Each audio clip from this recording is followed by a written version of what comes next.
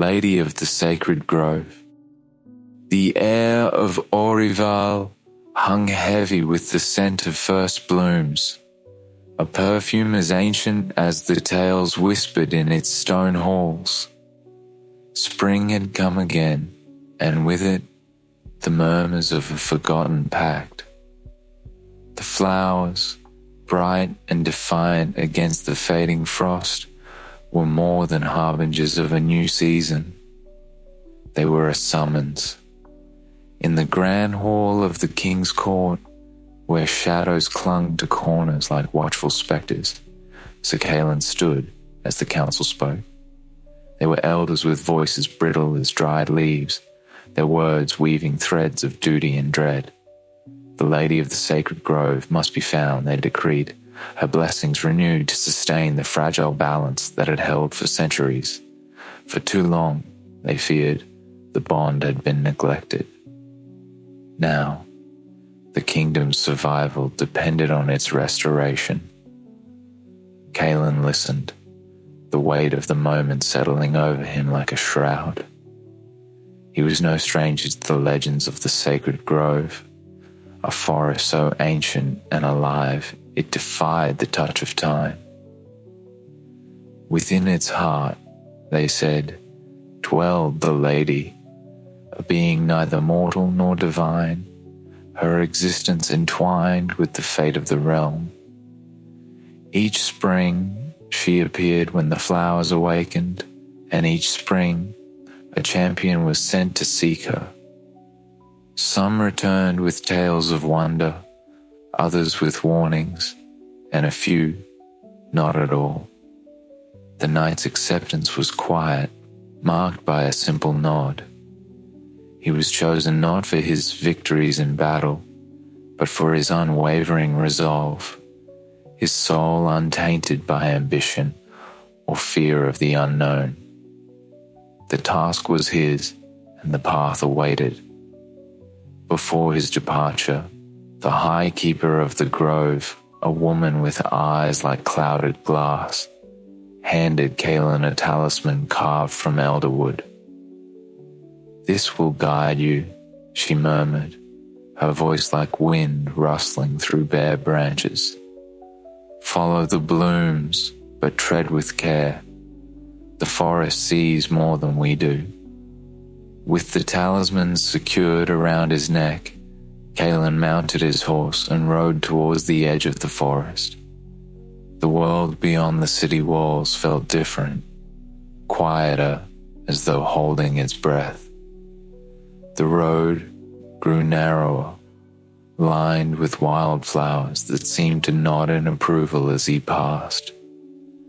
Overhead, the sky softened to the pale hues of dusk, and the air turned cool, laden with the hum of unseen life. When the trees of the sacred grove came into view, Caelan slowed. Their trunks were massive, their bark etched with patterns resembling flowing script. The canopy above was dense, allowing only slivers of light to touch the forest floor, where blooms of every color thrived in defiance of the shadows. It was beautiful and haunting, a place out of step with time. As he crossed the threshold, a melody reached his ears, a faint, otherworldly tune that seemed to come from everywhere and nowhere. It was not of human origin, but it stirred something deep within him, a memory he could not place. He followed the sound, letting it guide him through the labyrinth of trees. The deeper he ventured, the more the grove revealed its strange beauty. Dew hung on leaves like liquid stars, and vines wove themselves into intricate patterns that seemed almost deliberate. Yet, there was an unease beneath the wonder, a sense of being watched by unseen eyes. Caelan's hand rested on the hilt of his sword, though he felt no threat. The forest did not wish him harm, but it did not welcome him either. It was testing him. Hours passed, or perhaps days. Time was difficult to measure beneath the canopy. Just as doubt began to creep into his mind, Caelan reached a clearing where the flowers grew in a perfect circle. In its center, a single white petal floated downward, its descent impossibly slow. He stepped closer, his breath catching as the petal seemed to dissolve before touching the ground, leaving only the faintest trace of light in its wake. Nightfall came swiftly, the darkness wrapping around him like a velvet cloak. Exhausted, he sank to his knees, the soft hum of the melody lulling him into an uneasy sleep. His dreams were vivid, filled with images of a woman cloaked in starlight, her face obscured, but her presence undeniable. She stood at the heart of the grove, her hands outstretched as though beckoning him forward. When Caelan awoke, the forest was silent, save for the rustle of leaves in the breeze. The circle of flowers remained untouched, but something had changed. The air felt heavier, charged with an unseen energy. He knew, with a certainty he could not explain, that the lady was near. The grove was alive, though it did not breathe as men or beasts did. It pulsed, a steady rhythm felt beneath Sir Caelan's boots, as if the very ground carried a heartbeat. He rose, stiff from sleep, and gazed at the circle of flowers around him. They shimmered faintly, the dew upon their petals catching the first blush of dawn. The melody was gone, replaced by a thick, expectant silence. Caelan pressed onward, his path winding deeper into the grove's labyrinthine embrace. The forest stillness was unnatural, as though even the wind dared not intrude. Yet, within the silence came whispers, soft and indistinct, like a murmur of voices carried from great distances. He paused, straining to make sense of the sound, but the words were fleeting, dissolving as quickly as they formed. Were they the voices of those who had come before him, or was it the forest itself, speaking in its own ancient tongue? The whispers grew louder as he continued, tugging at his mind like threads unraveling a tapestry. He found himself in a grove where the trees loomed taller, their trunks marked with strange symbols, spirals, crescents, and lines that seemed to shift when viewed from the corner of his eye. He reached out, tracing one symbol with his fingertips. The bark beneath was warm, as if the tree held a memory of sunlight long since past. A sudden gust of wind broke the stillness, and with it came laughter, soft, lilting, and unmistakably human. Caelan turned sharply, his hand instinctively going to his sword, yet there was no one there. The laughter echoed again, a sound that seemed to weave between the trees, drawing him further in. "Who's there?" he called, his voice firm but edged with caution. No answer came, only a faint rustle as the underbrush seemed to shift of its own accord. The laughter faded, replaced once more by the low hum of whispers. They surrounded him now, pressing close, speaking words he could not comprehend, but felt deep in his chest. His pulse quickened, and for the first time since entering the grove, unease crept into his heart. The forest thickened, the light dimming as the canopy overhead grew denser. Caelan's path led him to a peculiar sight. A tree unlike the others, its bark pale and smooth, almost like bone. Its branches arched upward, entwined with blooms of silver and gold. At its base lay a pool of water, so still it appeared as glass. Kneeling beside it, Caelan peered into its depths.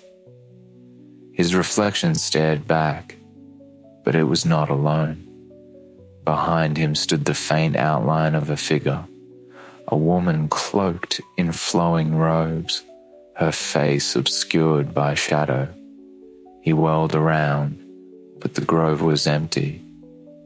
The reflection remained, her form impossibly present in the pool, though absent from the world around him. "Why do you seek me?" The voice came softly, not from the grove, but from within his own mind, as though his very thoughts had been breached. Caelan gripped the talisman at his neck, its warmth steadying him.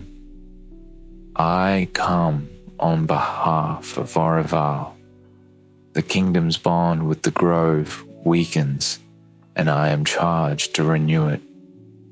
The pool rippled, the reflection distorting until the woman's form vanished. The forest seemed to shift, the trees bending as if in acknowledgement of his words. The whispers quieted, replaced by a singular, ethereal voice. "You seek renewal," it said. "But what of sacrifice?" Before Caelan could answer, the ground beneath him trembled. The grove around him grew darker, the once silver blossoms now a deep blood-red hue. The pool before him bubbled, and from its depths a single bloom rose, a delicate flower, its petals as white as snow. It drifted toward him, carried by an unseen force, and came to rest in his open palm. "Follow," the voice commanded, and the flower dissolved, its essence seeping into his skin like liquid light. The whispers returned, no longer scattered but united, forming a melody he could now hear clearly. It was not one voice, but many, layered in harmony, guiding him deeper into the grove's heart. As he moved, the symbols on the trees grew more intricate, their shifting patterns hypnotic. Caelan felt as though he were being watched, not with malice, but with an unsettling curiosity. The laughter returned, softer this time, and he caught glimpses of movement, fleeting shadows darting just beyond his vision. He was not alone in the grove, though whatever accompanied him was far from mortal. The whispers spoke again, clearer now, repeating a single phrase in a language he did not understand. Yet, he felt its meaning deep within. The veil thins. The truth awaits. The forest opened into another clearing, this one unlike the last. Here, the flowers were pale and luminescent, their glow casting an otherworldly light. In the center stood a figure, a woman cloaked in silvery mist, her presence both solid and insubstantial. She turned toward him, and though her face was obscured, Caelan felt her gaze pierce through him, unraveling his thoughts. The lady of the sacred grove had appeared. The figure before him shimmered, her form caught between substance and dream. Her robes flowed as if woven from the morning mist, and her presence stilled the very air of the grove. She was the lady, though not as he had imagined from the tales. No mortal words could capture her essence. She was the forest, the bloom, and the breath of spring made manifest. Caelan knelt, compelled by a reverence he could not explain. The talisman at his neck grew warm, a faint pulse in harmony with the grove's rhythm. The lady's gaze, though her face remained shadowed, rested upon him, and he felt as if his soul had been laid bare. She spoke, her voice a melody that carried the weight of ages. "You carry the burden of a forgotten oath," she said, her words resonating in the grove as though the trees themselves echoed her. "Do you know what it means to stand here, Knight of Aurivale?" "I know only that my kingdom depends on you," Caelan replied, his voice steady despite the unease curling in his chest. "I come to renew the bond between the grove and the land, as the council has decreed." The lady tilted her head, a motion both graceful and deliberate. "The bond has waned, not because of neglect, but because the hearts of men have strayed from the pact. Your kingdom's roots reach deep into this soil, yet its people have forgotten to honor what sustains them. To restore what was lost, the price must be paid anew."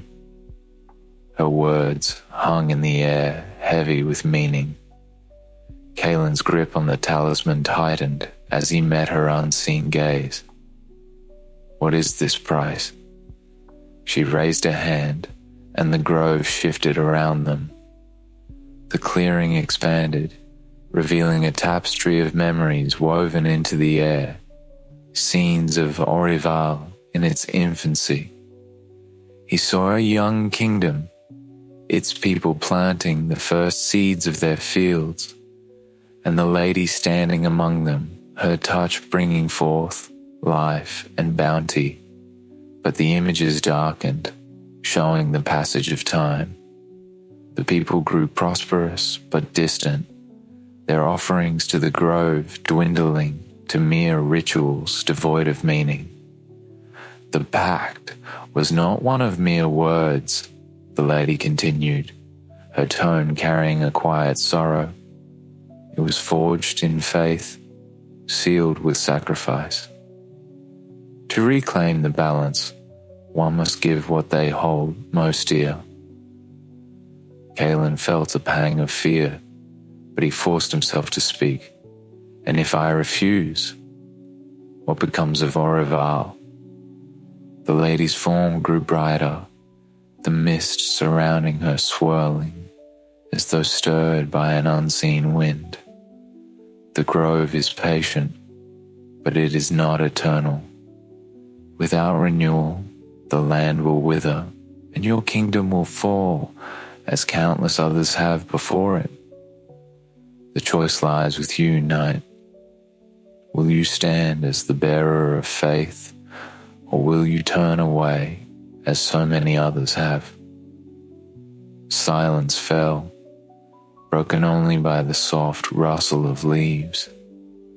Caelan felt the weight of her words settle on his shoulders. He had known this journey would demand courage, but he had not foreseen the depth of what it would ask of him. "What must I do?" he asked, his voice steady, though his heart thundered in his chest. The lady extended her hand, and a chalice appeared, carved from a single piece of crystal that glowed with an inner light. She held it out to him, her movements deliberate. "Drink from the chalice. It holds the essence of the grove, drawn from its deepest roots. To partake is to bind yourself to this land, to give what is hidden within you." Caelan hesitated, staring at the chalice. Its light seemed to reach for him, casting his shadow in strange, twisting patterns. He thought of Aurivale, the bustling markets, the children playing in the fields, the warmth of the hearth in winter. He thought of what he had left behind, and of the stories told in dimly lit halls about knights who never returned from the grove. He took the chalice, its surface cool against his palms. As he raised it to his lips, the grove seemed to hold its breath. The liquid within was unlike any he had known, sweet and bitter, warm and cold, its taste an enigma. He drank deeply, and the world around him shifted. The ground trembled, the trees glowing faintly as if awoken from a long slumber. Caelan felt a surge of energy coursing through him, visions flooding his mind, visions of his own life, his triumphs and failures, his hopes and fears. And then the light faded, leaving him kneeling in the clearing, the chalice empty in his hands. The lady stood before him, her form no longer shadowed but radiant. You have taken the first step, knight, but the trials are not yet done. Follow me and face what lies ahead. She turned, her figure dissolving into the mist. The grove opened a path, and though fear lingered in Caelan's heart, he rose to follow. The whispers of the forest returned, now clearer, their words no longer foreign, but filled with meaning. Faith guides the willing. Sacrifice reveals the truth. The grove tightened its embrace as Caelan followed the lady into its depths, the path ahead barely visible through a veil of mist. The air grew colder, each breath misting before him, though no frost touched the ground. The forest had changed.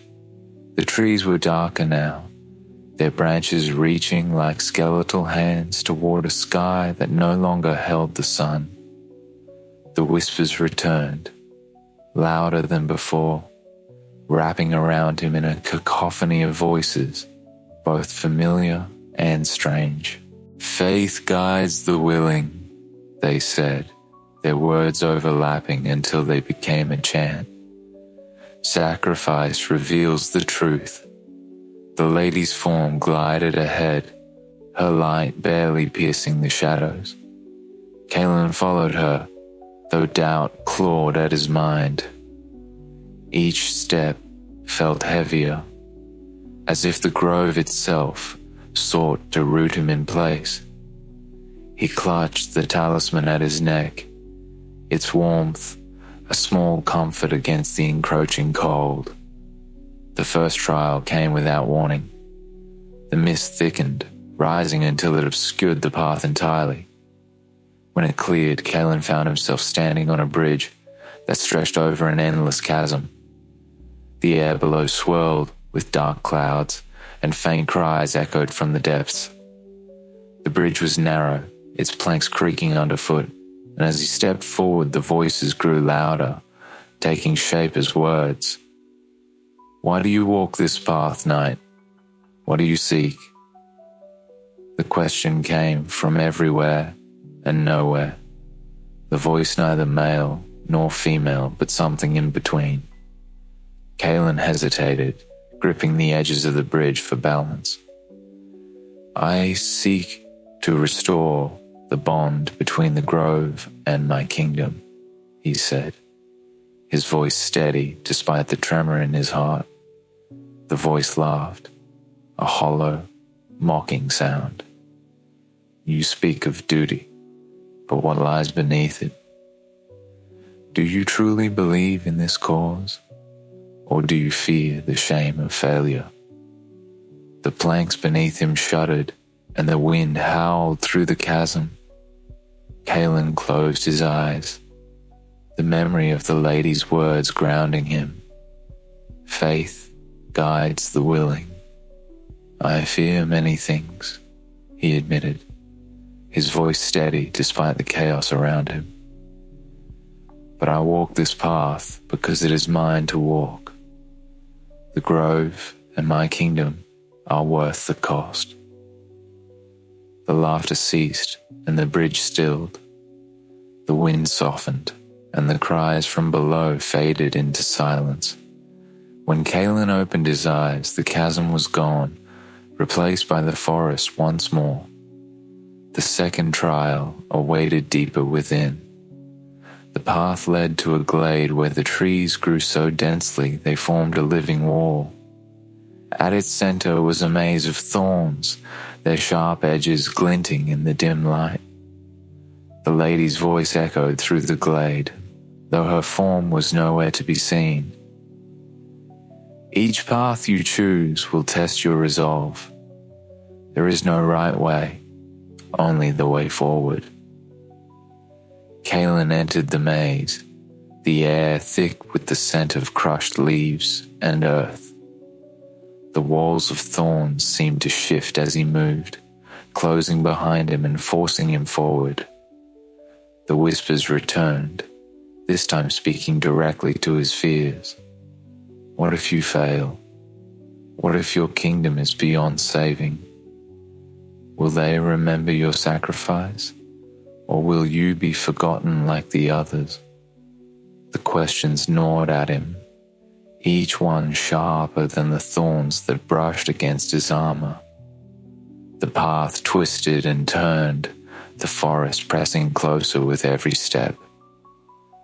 Caelan faltered, his breath coming in ragged gasps as doubt clouded his mind. Then, faint and distant, he heard the melody, the same ethereal tune that had guided him into the grove. It was a sound of hope, a reminder of the lady's presence. He straightened, his grip on the talisman tightening. I will not falter, he said aloud, his voice cutting through the whispers. The path forward is all that matters. The melody grew stronger, leading him through the maze. The walls of thorns parted, revealing a pool of water surrounded by flowers, glowing with an inner light. The lady stood beside it, her gaze fixed on him. You have faced your fears and held fast to your resolve, she said, her voice softer now, almost kind. But the greatest trial remains. She gestured to the pool, its surface rippling as though alive. Step into the water, and you will see what must be sacrificed. Only then can the bond be restored. Caelan hesitated, the weight of her words settling over him. But he had come too far to turn back.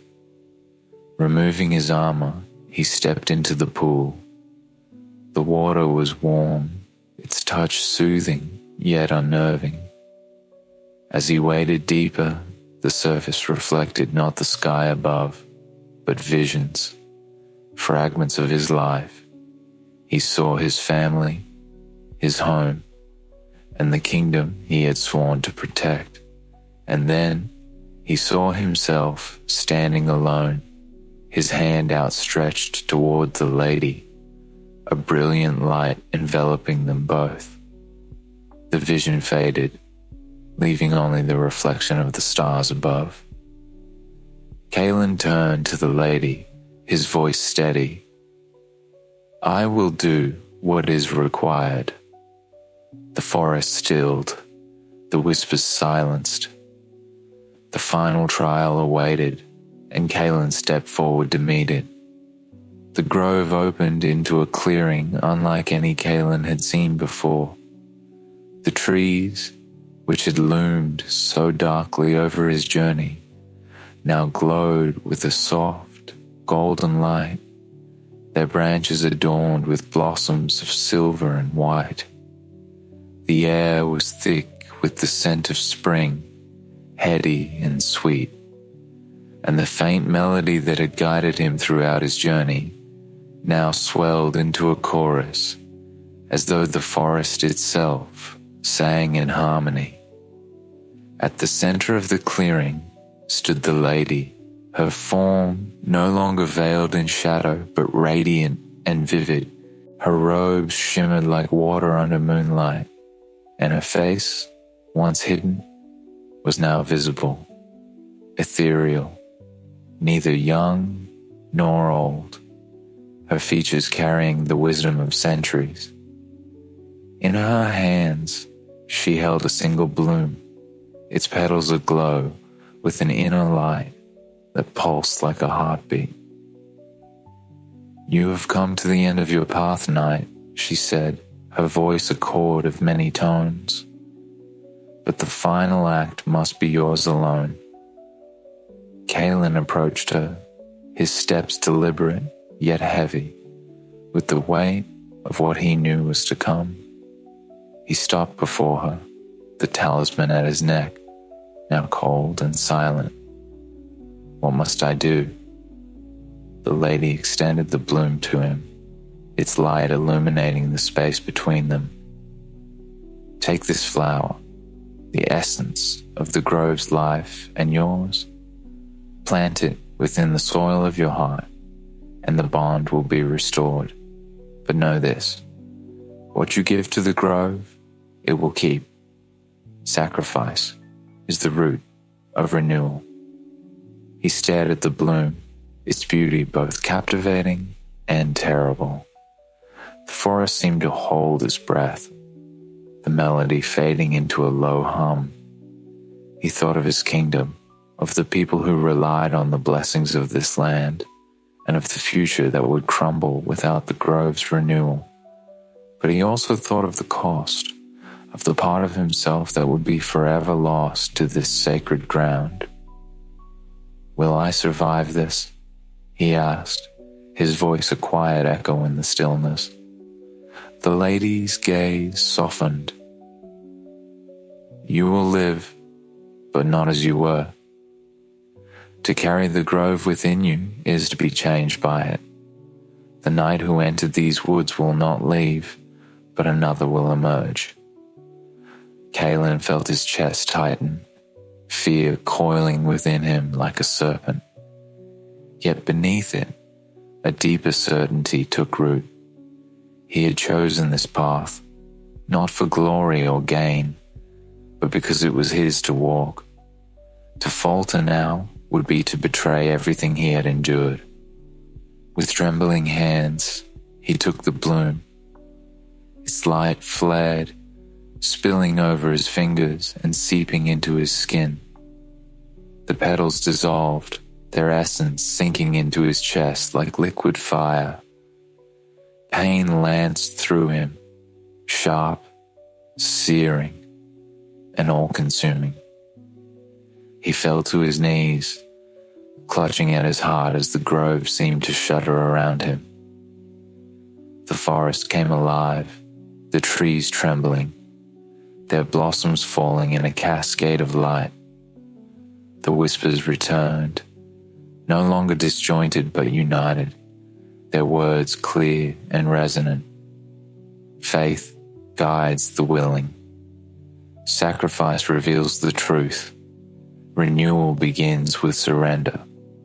Caelan gasped, his vision blurring as the pain reached its peak. And then, as suddenly as it had come, it ebbed, replaced by a warmth that spread through his body. He opened his eyes to find the lady kneeling before him, her hands pressed to his chest. "It is done," she said, her voice filled with quiet reverence. "You have given what was required. The grove's life flows through you now, and through you, the kingdom will thrive." Caelan rose unsteadily, his body feeling both heavy and light, as though it no longer belonged entirely to him.